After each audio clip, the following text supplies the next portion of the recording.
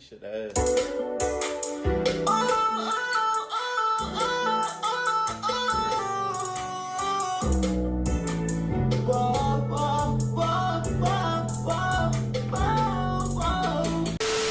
Yo, what's good, y'all? It's been a minute, 33 days to be exact, but we still here though. And yes, this time I was actually busy. There was no procrastination, with a little bit of demotivation, but you know, I still managed to hop in the studio and cook something up for y'all. So I recently just finished one of the best arcs in Bleach, which is none other than the Huecomundo arc. If you have never heard of this absolute masterpiece of an arc, what are you doing, bro? Catch up. Like, bro, this arc literally has some of the best fights that you'll ever see in Bleach, bro. And I ain't even finished Bleach yet, so that should already tell you something. But without further ado, grab your snacks and let's get into the video.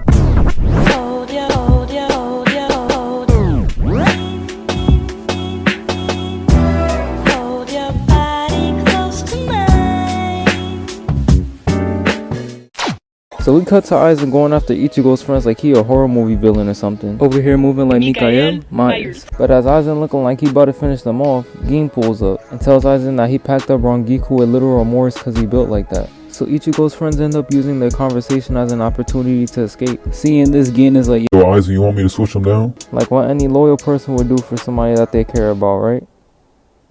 Right? He ends up stabbing Aizen in the chest. Like, bro, he thought this was.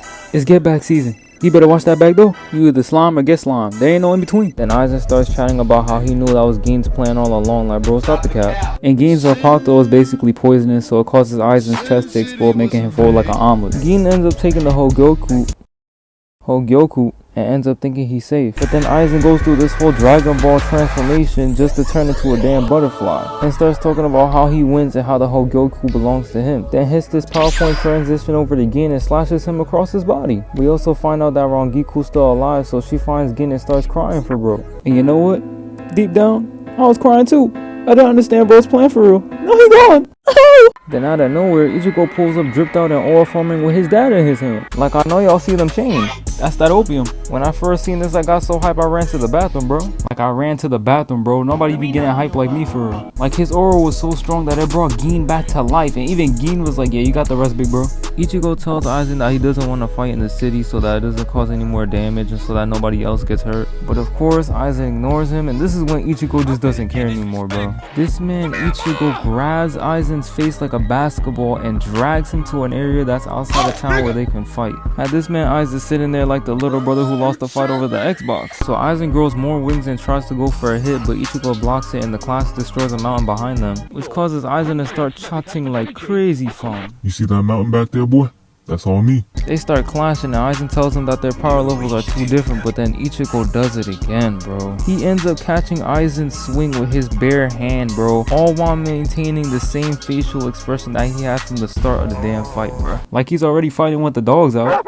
He out here fighting like a nonchalant dreadhead. He was training with Zangetsu and Jinwoo, but Aizen only calls it a quote-unquote miracle and tries to use Keto on him, which doesn't work. Ichigo tells Aizen that the reason why the mountain broke was from his sword and walks Aizen down and slashes him with this cold outro, bro. Like, oh my gosh. Kubo was giving me Mortal Kombat vibes with this one. So after the slash, Aizen backs up from Ichigo, and when Ichigo asks him why, he started getting tight. This man Ichigo is rage baiting him unintentionally. Like, bro, this is the maddest I've ever seen Aizen get in the show by far. He transforms again into whatever this thing is and fires a blast that nearly takes out Ichigo's friends. I thought they was about to turn into the skeleton army. He ends up grabbing Ichigo by the neck and starts yapping again until Ichigo's like, yo, that's all you got, little bro?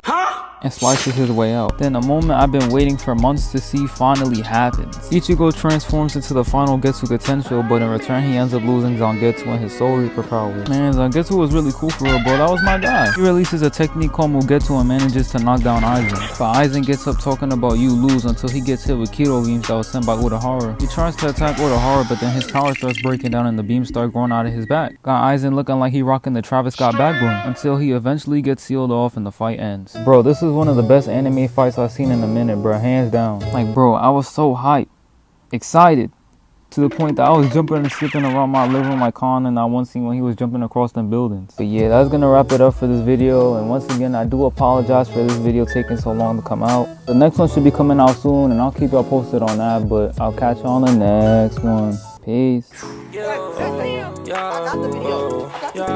Boy, I flex a lot, many hoes she watch. Look, bitch, I ain't dumb. I'm like, what the fuck you thought? Nah, what you thought? 16, I ride with that child.